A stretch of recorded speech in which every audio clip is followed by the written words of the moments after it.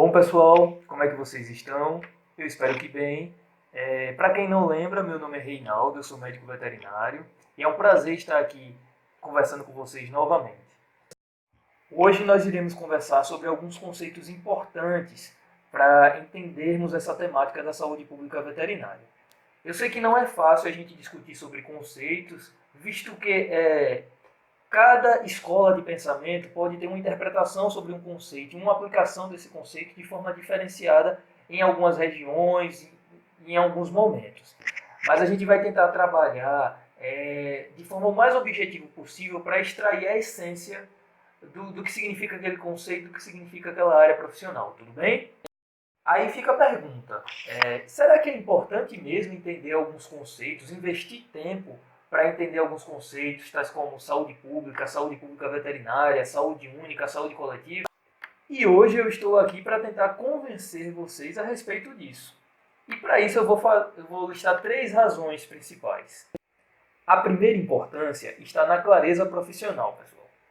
Como vocês vão perceber durante a nossa conversa, boa parte dos conceitos que nós iremos trabalhar aqui hoje são também áreas profissionais, né? E a gente há de convir que é o mínimo necessário que a gente entenda exatamente qual é a proposta do nosso cargo e da nossa função. Quando eu adentro a prestar um serviço público na área de saúde pública veterinária, é essencial que eu saiba qual é a proposta da saúde pública veterinária. O que é que a sociedade espera de mim como profissional atuando nesta área. Não é verdade? A segunda importância está na formação continuada. Diante da infinidade de cursos de extensão, de pós-graduação, especialização que nós temos no nosso país, é importantíssimo que cada vez mais nós saibamos onde nós podemos estar investindo recurso, tempo, para extrair de nós mesmos o melhor daquilo que nós almejamos dentro do nosso projeto pessoal de formação, dentro do nosso projeto pessoal de crescimento profissional. E se a gente fica meio perdido ou confuso com relação a algumas coisas, a gente pode perder a oportunidade de extrair o melhor de nós mesmos. E por fim, a terceira razão seria estabelecer a ética profissional. É um pouco mais complexo, mas eu vou tentar explicar o meu pensamento aqui com vocês. Eu não sei como é que vocês veem essa questão ética, mas eu acredito pessoalmente que a nossa categoria, os médicos veterinários, eles enfrentam grandes desafios éticos, principalmente na área de saúde pública veterinária. Talvez num outro momento a gente possa conversar um pouco melhor sobre isso. E se vocês quiserem de fato conversar sobre isso, comenta alguma coisa aqui embaixo para a gente ficar sabendo, tá bem? Então hoje a gente vê uma campanha incessante do Conselho Federal de Medicina Veterinária, dos conselhos regionais, buscando sempre trabalhar a temática da ética, da bioética profissional, não é? E eu penso da seguinte forma: a valorização profissional está diretamente ligada à ética profissional. Então, como infelizmente a nossa profissão ela não é tão valorizada pela sociedade e muitas vezes, isso é uma opinião, tá bom? Ela não é valorizada nem entre os próprios colegas, a depender do cargo que você ocupa. Então, o colega faz clínica, o colega faz saúde pública veterinária. Eu não respeito, ou eu não atribuo valor àquilo, não dou importância àquilo. Isso gera um quadro que faz muitas vezes que os médicos veterinários abram mão da ética numa oportunidade qualquer.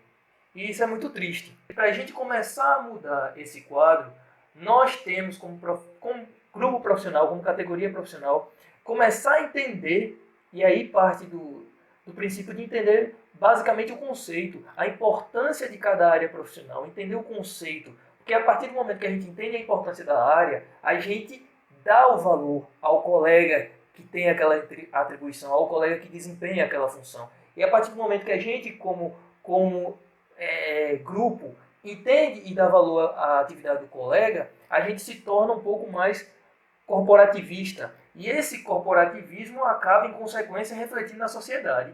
É claro que é um movimento que não é ajustado de um ano ou dois, mas eu acredito que um dos primeiros passos é a gente, como profissional, começar a entender a importância e dar valor à função e ao cargo que o colega desempenha em outra função. Bom, eu espero que eu tenha conseguido convencer pelo menos um pouco você a respeito dessa importância. E chega de conversa e vamos lá. Roda a vinheta.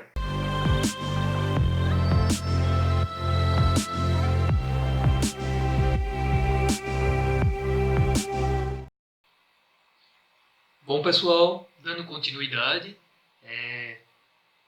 nós intitulamos a nossa conversa como Estabelecendo coerência entre os conceitos importantes para a saúde pública veterinária.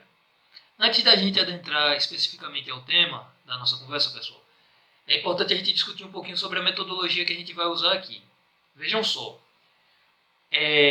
eu vou comentar a respeito de cada um dos conceitos de forma pontual e individualizada, mas isso não necessariamente significa que na prática profissional isso ocorra, certo? Muitas vezes esses conceitos eles são mesclados, eles são complementares. Então, por mais que a gente queira muitas vezes organizar em diferentes caixas, em caixinhas, muitas vezes na prática profissional o bolo é um só. Então, só para facilitar aqui a nossa conversa, o aprendizado, nós vamos trabalhar cada um dos conceitos individualmente ou comparando cada um deles, mas o objetivo é que a gente entenda a essência, como a gente falou lá no início. Vamos lá. Nós começamos discorrendo um pouquinho sobre o conceito de saúde. Talvez esse conceito não seja uma grande novidade para a maioria de vocês, mas é importante que todo mundo tenha isso claro em mente. Então, o conceito de saúde, segundo a Organização Mundial de Saúde, é um estado de completo bem-estar físico, mental e social, e não apenas a ausência de condições ou doenças. Esse conceito ele vem sendo utilizado desde 1948 e até então não foi editado. Mas a gente precisa pontuar uma coisa aqui. Como profissionais de saúde, que nós veterinários também somos profissionais de saúde, para quem ainda tinha alguma dúvida com relação a isso, desde 1993 nós fomos reconhecidos pelo Conselho Nacional de Saúde como uma das profissões de saúde, certo? Então, além de uma formação agrária, dentro das ciências agrárias, nós médicos veterinários somos um profissional de saúde. Inclusive, nós ocupamos uma das cadeiras representando todos os outros profissionais de saúde no Conselho Nacional de Saúde. Então, que fique claro isso para todos nós. E a Organização Mundial de Saúde, apesar de conceituar isso de forma muito clara e pontual, nós, como profissionais de saúde, já entendemos que, de certo modo, é impossível você garantir a saúde 100%. Né? A gente entende hoje que não existe 100% de saúde, existe um estado fluido, um estado dinâmico, onde a gente promove e exerce serviços para tentar buscar estabelecer saúde para um indivíduo ou para a coletividade. E sobre isso, sobre a aplicação da saúde a nível de serviço, a saúde ela pode ser demandada a nível individual ou a nível coletivo. A nível individual, quando a gente trata, por exemplo, o médico, os enfermeiros, o fisioterapeuta tratando a nível individual de um ser humano, ou o médico veterinário dentro de sua prática clínica, cuidando de um animal. E, da mesma forma, a gente pode providenciar e promover saúde para uma coletividade.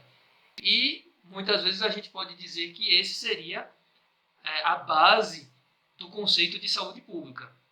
Na verdade, é até lógico a gente pensar assim, saúde pública nada mais é do que estabelecer um perfeito e completo bem-estar físico, mental e social para a coletividade. Isso não está errado, mas a saúde pública ela tem um conceito mais complexo, mais amplo, e é exatamente em cima disso que nós vamos trabalhar agora. Para isso, eu trouxe dois conceitos para serem trabalhados juntos, de saúde pública e saúde coletiva. Vamos entender um pouquinho melhor sobre saúde pública. Eu trouxe aqui um conceito que é endossado e que é o mais utilizado hoje dentro da ciência da saúde pública, segundo Winslow, desde 1920, certo? Então, a saúde pública é a ciência e a arte de prevenir a doença, prolongar a vida, promover a saúde física e a eficiência através dos esforços da comunidade organizada para o saneamento do meio ambiente, o controle das infecções comunitárias e a educação dos indivíduos no princípio da higiene pessoal. Organização dos serviços médicos e de enfermagem para o diagnóstico precoce e o tratamento preventivo da doença e o desenvolvimento da máquina social, que assegurará a cada indivíduo na comunidade um padrão de vida adequado para a manutenção da saúde. Reparem, que complexo, não é? Mas eu gostaria de pontuar algumas coisas essenciais da saúde pública. A primeira é que boa parte das ações da saúde pública, quando a gente lê esse material, a gente percebe que não é um ente somente social ou um ente público responsável pela execução da saúde pública. Muito pelo contrário, é a comunidade organizada, ou seja, quem executa a saúde pública somos nós como indivíduos, mas a comunidade organizada também através de suas instituições, dentro do serviço público ou dentro do serviço privado. Por isso que hoje nós fazemos saúde pública tanto no âmbito público quanto no âmbito privado. E mais para frente a gente vai conversar um pouquinho sobre isso. É bem complexo esse contexto, né, da saúde pública. Outra coisa bastante interessante para pontuar aqui é que o conceito ele fala muito sobre a organização da máquina social, de como planejar as atividades médicas e as atividades de enfermagem. E isso diz muito a respeito de gestão, de organização, de orçamento que a gente tem hoje na saúde pública para aplicar os recursos adequadamente naquilo que é função da saúde pública, que é promover a vida, diminuir os casos de doença, ou seja, diminuir os indicadores, por exemplo, da incidência de algumas doenças. Então, isso é a base, é a essência da saúde pública. Você saberia diferenciar, então, o que é saúde pública e saúde coletiva? É bem interessante esse contexto, e para a gente entender, na verdade, esse contexto, a gente precisa ter um referencial histórico, certo? Então, pessoal, qualquer dúvida, se alguém quiser se aprofundar um pouquinho mais sobre esse material aqui, eu vou listar aqui embaixo os links que vocês vão ter com relação aos artigos, ao material que eu usei como base para trazer aqui hoje para vocês, tudo bem? Então não se aperreie com isso não. Então a saúde coletiva, de onde vem a saúde coletiva, certo? A saúde coletiva, pessoal, ela surge anterior à formação do SUS, através das reformas sanitárias. Quando a gente fala de reforma sanitária, a gente está falando das novas regulamentações, das novas estratégias e dos novos pensamentos que estavam surgindo, estavam fervilhando na comunidade acadêmica, entre os profissionais de saúde, que se juntaram e formularam novas formas de como o serviço de saúde pública deveria de fato ser executado. Então, ela surge dentro desse movimento da reforma sanitária, principalmente entre os profissionais de saúde e dentro da academia, e surge como um espaço de crítica ao que a saúde pública então estava fazendo. Então, vejam aqui o conceito de saúde coletiva colocada. A saúde coletiva é uma área do saber que toma como objetivo de estudo as necessidades sociais da saúde e não apenas as doenças, os agravos e os riscos, entendendo a situação de saúde como um processo social, saúde e doença, relacionado à estrutura da sociedade e concebendo as ações de ação à saúde como práticas simultâneas, técnicas e sociais. Também é difícil de entender assim, mas tentando ser mais objetivo, a saúde coletiva ela já é uma área do saber mais voltado às ciências sociais, à antropologia, ao entendimento das ciências humanas, em detrimento da saúde da população, né? Então, ela meio que unifica esses dois, ela traz essas duas ciências de forma mais juntas. Então, ela começa a problematizar os problemas de saúde. Ela começa a não só buscar o diagnóstico daquela situação, mas ela quer buscar entender por que aquela situação, aquela enfermidade, aquele problema de saúde está ocorrendo naquela comunidade em questão. Então ela contextualiza aquilo, problematiza aquela questão e a partir dessa problematização, novos indicadores, por exemplo, podem surgir ou novas estratégias podem ser pautadas. E tudo isso, além disso, ela faz uma crítica em cima do que a saúde pública já está fazendo, ou seja, ela meio que atua monitorando e fiscalizando as atuações da saúde pública. Correto? Então, eu fiz esse paralelo aqui, achei bem interessante esse modelo que eu coloquei aqui para vocês. Sempre desse lado a gente vai ter um movimento que critica esse lado, certo? Então vamos dar continuidade aqui. Eu espero que tenha ficado claro. Vamos lá, a gente vai entender um pouquinho melhor sobre isso. Antes, na verdade, eu gostaria de citar para vocês o que a OPAS, que é a Organização Pan-Americana de Saúde, aqui das Américas, através do documento número 42 do Conselho Diretivo, estabeleceu as 11 funções essenciais da saúde pública. E depois disso a gente pode pontuar algumas coisas, mas vamos lá. O primeiro ponto é o monitoramento, análise e avaliação da situação de saúde. O segundo, vigilância, investigação, controle de riscos e danos à saúde. Promoção da saúde, participação social em saúde, desenvolvimento de políticas e capacidades institucionais de planejamento e gestão pública da saúde, capacidade e regulação, fiscalização, controle e auditoria em saúde. 7. Promoção e garantia do acesso universal e equitativo aos serviços de saúde. 8. Administração, desenvolvimento e formação de recursos humanos em saúde, promoção e garantias da qualidade dos serviços de saúde. 10. Pesquisa e incorporação tecnológica. E 11. Condução das mudanças do modelo de atenção à saúde. A partir de agora a gente começa a ter mais clareza com relação a quais são as áreas de ênfase da saúde pública e as áreas de ênfase da saúde coletiva. Como eu falei no início da nossa conversa, pessoal, é sempre delicado a gente conversar sobre conceitos, porque a depender da tua regionalidade, a depender da tua orientação ou da escola ou formação pessoal que você tenha, você pode interpretar os conceitos de forma variável. Mas aqui eu estou tentando trazer o mais objetivo e, como eu falei lá, trazer a essência do conceito. Então, alguns autores e algumas escolas consideram saúde pública e saúde coletiva a mesma coisa, tá bom? Mas eu acredito que a grande maioria dos profissionais e dos cientistas que trabalham com esse tema, eles diferenciam essas duas pastas. E a partir dessa listagem dos serviços essenciais da saúde pública e do conceito de saúde coletiva, a gente começa a perceber que são duas áreas diferentes, certo? Então, a saúde pública, ela acaba sendo mais voltada à máquina social, à máquina pública, pode-se por assim dizer, às regulamentações, a como o serviço pode ser organizado, como ele pode ser financiado, as atribuições, a formação dos profissionais, a organização, a gestão, o planejamento. Isso tudo está mais pautado dentro da área da saúde pública. Enquanto que a saúde coletiva, além daquela área mais crítica à saúde pública, ela vai pautar boa parte de suas ações em cima da problematização das enfermidades, problematização das condições de saúde. Então, cada uma tem a sua importância. Eu espero que a gente tenha deixado claro aqui, eu me alonguei um pouco, porque a base desses dois conceitos serão essenciais para a gente entender os outros. Então, vamos seguindo.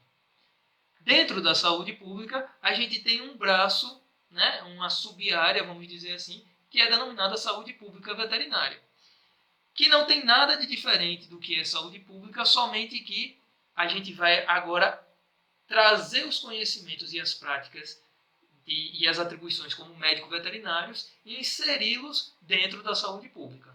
Então, saúde pública veterinária é conceituada como as contribuições para o desenvolvimento físico, mental e social e o bem-estar dos seres humanos através de uma compreensão e aplicação das ciências veterinárias.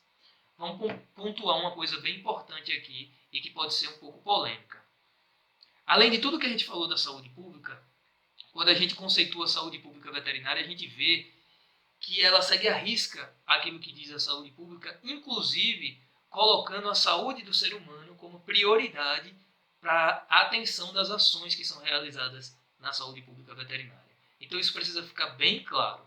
A função da saúde pública veterinária é garantir, através dos esforços médicos veterinários, a promoção, o cuidado, o gerenciamento e planejamento das ações voltadas à saúde humana. E aí eu traço novamente um paralelo aqui com um outro conceito, que é um conceito também recente, de medicina veterinária do coletivo. Talvez muitos de vocês já tenham conhecido, certo? E eu coloquei, vejam que eu coloquei da mesma parte da coluna. Então eu tenho a medicina veterinária do coletivo sendo assemelhada à saúde coletiva e a saúde pública veterinária como saúde pública. Qual é a origem da medicina veterinária do coletivo?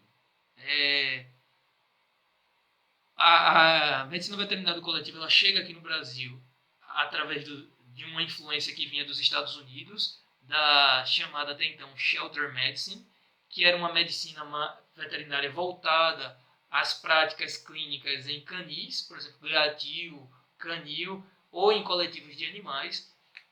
E quando chega aqui no Brasil essa influência também chega junto com os conceitos de saúde única, a saúde coletiva aqui bastante efervescente. Então, ele acaba juntando tudo isso num só arrendado, num só bloco, e acaba se transformando num movimento aqui dentro do nosso país. Então, hoje, o pioneiro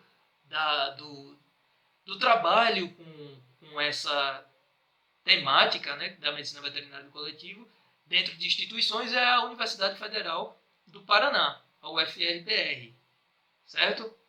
Ela tem disponibilizado programas de residência, bastante artigos científicos desenvolvendo na área, e vem fazendo uma campanha, inclusive compartilhando a respeito desse tema com as outras universidades, para que a gente possa ter na matriz curricular isso. E aí a gente começa a perceber que a medicina veterinária do coletivo, ela também tem, na sua essência, um formato de crítica àquilo que é colocado pela saúde pública veterinária. Deixa eu colocar um exemplo para ser mais claro. Casos de leishmaniose, que aqui na nossa região é algo bem forte, tá, pessoal? Hoje eu falo de Petrolina, Pernambuco, no interior de Pernambuco, e nós vivemos uma situação de endemicidade da leishmaniose visceral. Quando a gente pensa pela perspectiva da saúde pública veterinária, o movimento nós precisamos diminuir os indicadores de saúde, nós precisamos diminuir a incidência dos casos humanos e caninos de leishmaniose visceral. Então, quais são as ações que nós, como órgão público ou como comunidade organizada, nós vamos fazer? Nós podemos propor a eutanásia generalizada dos animais positivos, nós podemos fazer a busca ativa dos casos positivos e etc, etc. Já a medicina veterinária do coletivo, ela vai problematizar. Será que realmente a gente massificar essa estratégia de eutanásia generalizada dos animais positivos é o eficiente? Será que realmente o tratamento ele não pode vir a surgir como uma solução alternativa? Então veja, eu não estou me posicionando aqui com relação ao que é certo, ao que é errado. Mas a gente começa a ver que esse tipo de debate acaba acontecendo mais e acaba crescendo dentro da medicina veterinária do coletivo. Então, questões voltadas à eutanásia, a controle populacional, ao bem-estar dos animais, tudo isso vem sendo mais problematizado dentro da medicina veterinária do coletivo. E eles começam a criar ciência dentro disso e começam a gerar proposições para serem executadas no âmbito da saúde pública veterinária. Ficou claro, pessoal? É mais ou menos isso. Eu trouxe até uma imagem para facilitar o nosso entendimento e para a gente discutir um pouquinho sobre isso. Aqui é uma imagem que eu tirei do site da UFPR,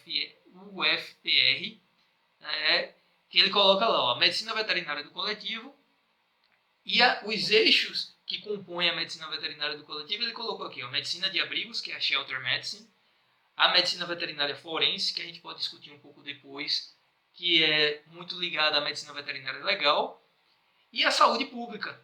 E aí eu pergunto a vocês, o que é que vocês acham que é, de fato, um dos eixos da medicina veterinária do coletivo? É a saúde pública ou é a saúde coletiva?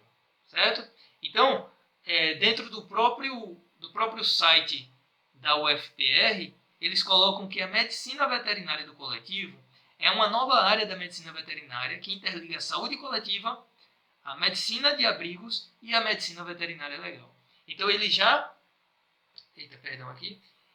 corroboram o que a gente acabou de falar, através do conceito. Talvez a imagem se equivocou um pouco ao colocar saúde pública, ou eles, dentro da interpretação, dentro da liberdade que eles têm, entenderam que a saúde coletiva e a saúde pública são semelhantes, certo? Então, eu não vou aqui criticar nada, mas trazendo para a gente discutir um pouco.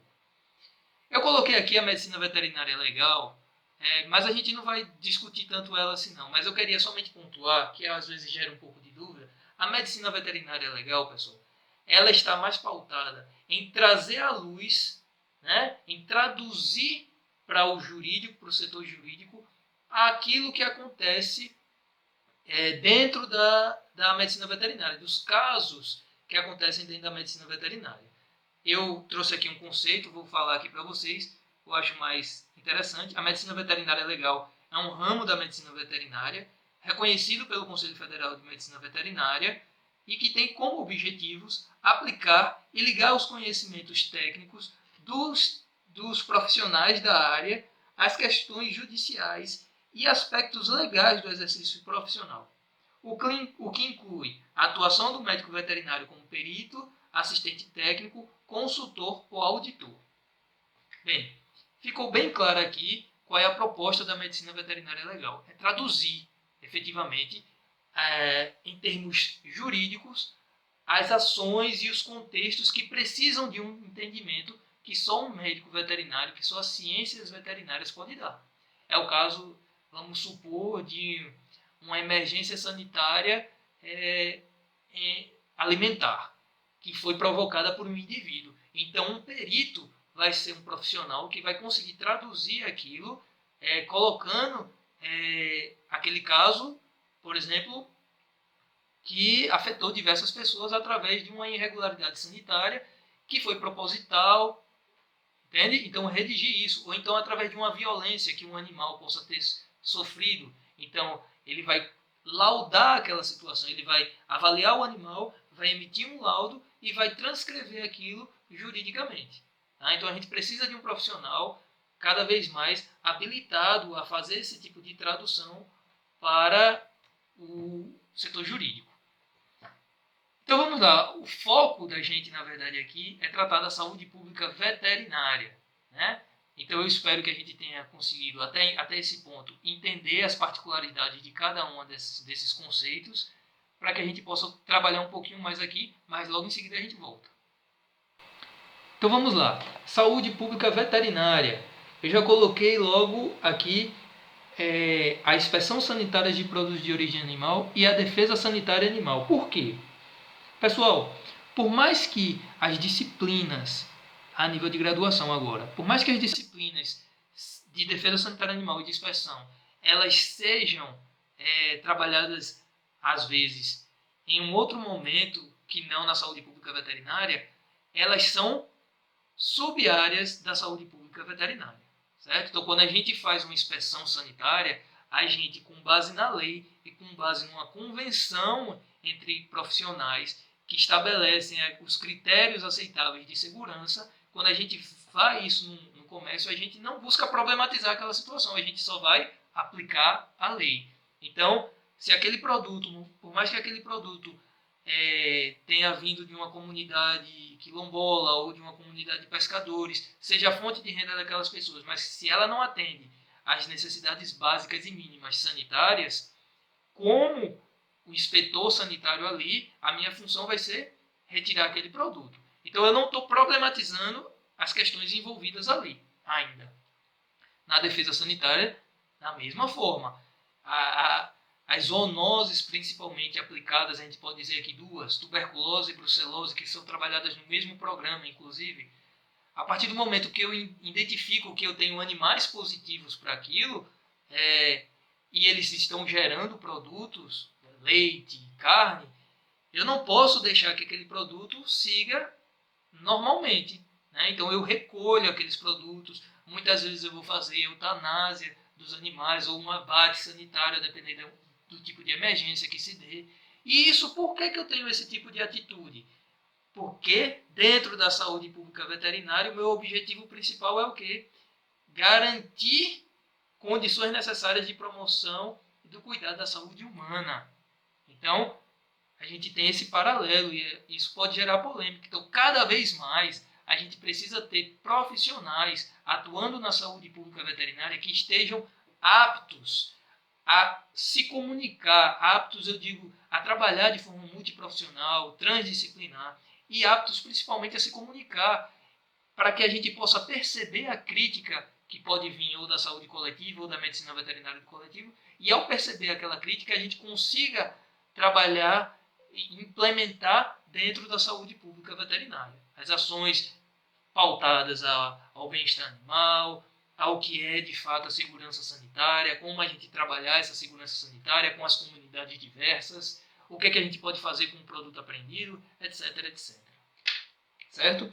Então, por mais que, eu acho que ficou claro isso aí, a saúde pública veterinária, ela, como a gente falou anteriormente, ela é aplicada a nível de organização social e ela pode ser aplicada em diversos locais e diferentes, certo? Então a gente tem a saúde pública aplicada a nível das Forças Armadas, através do Exército, da Marinha e da Aeronáutica, por exemplo, onde o médico veterinário que faz saúde pública ele vai atuar lá dentro, garantindo que os produtos, que os alimentos consumidos pela tropa estejam com qualidade sanitária assegurada, ou que a comunidade que esses militares estarão atendendo também tenham condições sanitárias adequadas. A saúde pública, ela também, a nível de biossegurança, por exemplo, também dentro das Forças Armadas, através, por exemplo, de situações críticas, como no caso de bioterrorismos, né? Então, o médico veterinário ele vai fazer saúde pública garantindo a defesa do país, a defesa do território, a segurança da saúde, né? Entre outros locais, por exemplo, a gente pode aplicar a saúde pública dentro da defesa, a saúde pública veterinária dentro da defesa civil, quando a gente está atuando em combate a desastres ou atuando em desastres ambientais ou emergenciais, junto com a defesa civil, ou através de investigações com a Polícia Federal, Polícia Civil, identificando casos que envolvam a saúde pública veterinária, certo? E entre outros. Eu trouxe aqui dois principais âmbitos, que são os dois âmbitos de maior contratação do profissional veterinário que faz saúde pública veterinária, que é o primeiro, o âmbito da saúde, e o segundo, o âmbito agropecuário. Então vamos lá. Como a gente falou anteriormente, a atuação profissional ela sempre pode se dar no âmbito privado quanto no âmbito público, certo? Nas duas fases. Então só vou traçar alguns exemplos para que a gente possa clarear isso para todo mundo. Então, quando eu falo do âmbito privado, eu falo, por exemplo, da função do cargo de RT, do responsável técnico de estabelecimentos. Quem é o RT? O responsável técnico é a figura da vigilância sanitária dentro do estabelecimento.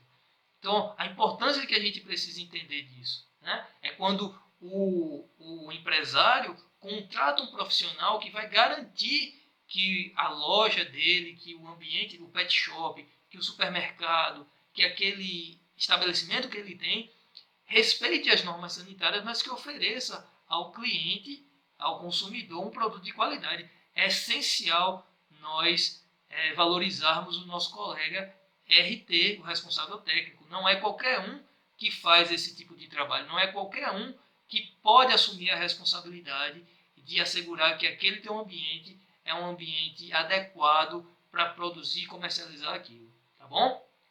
A gente também pode fazer a nível privado consultorias ou consultorias, mentorias com esses profissionais, ou trabalhar em cima dos próprios funcionários da empresa, trabalhar conceitos como boas práticas de fabricação, os procedimentos padrões, os PACs, né? Isso tudo pode ser trabalhado com os funcionários de uma empresa ou com os próprios RTs. A nível público, a gente tem uma infinidade também de funções e cargos que a gente pode executar, fazendo saúde pública dentro da Anvisa, fazendo inspeção como inspetores ou como fiscalização, dentro das secretarias de saúde, tanto a nível municipal quanto a nível estadual, fazendo vigilância em saúde, vigilância sanitária, vigilância epidemiológica, vigilância ambiental, muito importante. O NASF, né, que é o Núcleo de Apoio à Saúde da Família. Bem, o NASF aqui a gente precisa... O NASF é o seguinte, pessoal. Recentemente saiu um decreto que, infelizmente, extingue o NASF, certo? Apesar de sua importância comprovada às comunidades, ele foi extinto pelo atual governo e a gente vai observando no decorrer do tempo como isso vai se comportar. Mas até então está extinto. Mas até um dia desse, o médico veterinário ele também atuava dentro do NASF, fazendo saúde pública veterinária. tá bom? Protegendo aquela comunidade, orientando aquela comunidade diretamente, tá bom? Diretamente, cara a cara, o médico veterinário e o usuário do Sistema Único de Saúde do paciente. Dentro do âmbito público, a gente também faz pesquisa através dos Fiocruz, Instituto Evandro Chagas, etc. Tá bom? No âmbito agropecuário, agora, a gente vai ter também os responsáveis técnicos em estabelecimentos industriais, né? Por exemplo, frigoríficos, abatedouros, dentro de entrepostos de carne, de ovos, mel. Então, tudo isso exige um responsável técnico. E essa mesma responsabilidade daquilo que eu falei anteriormente cabe aqui também.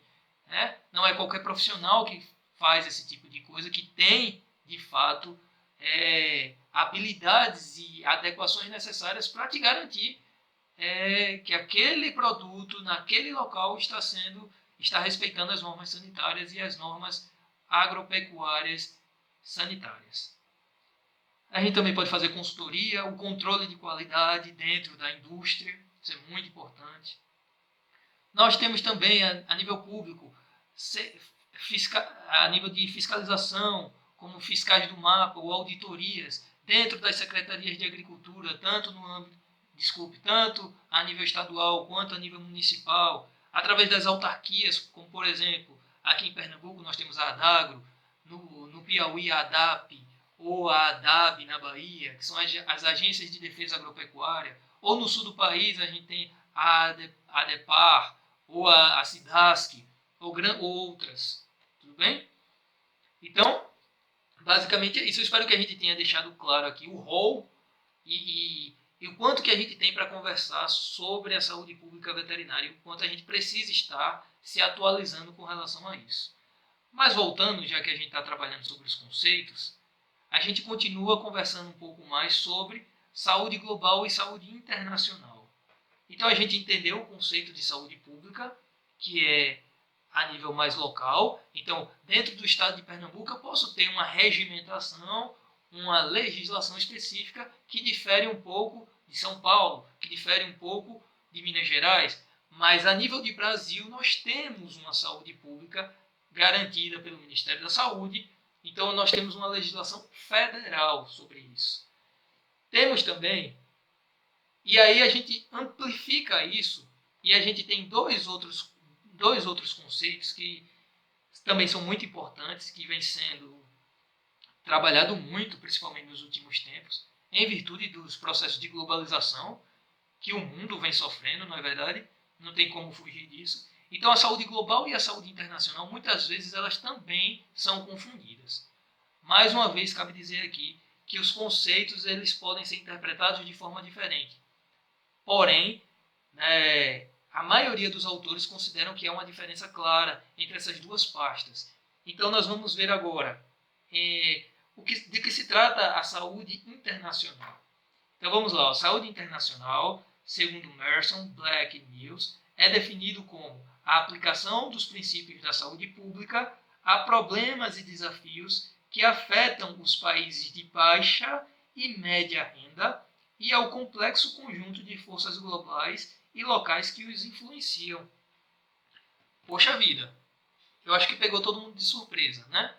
Então, a saúde internacional é exatamente isso. A gente pode perceber a saúde internacional em organismos internacionais pontuais, como por exemplo a FAO, a Organização Mundial de Saúde, a Organização Mundial de Saúde Animal, a OIE, a OMS, certo? São instituições internacionais que buscam trabalhar dentro de um coletivo de países a auxiliar, a ajudar e gerar ações que serão aplicadas muitas vezes em países subdesenvolvidos e em países em desenvolvimento. Para quê?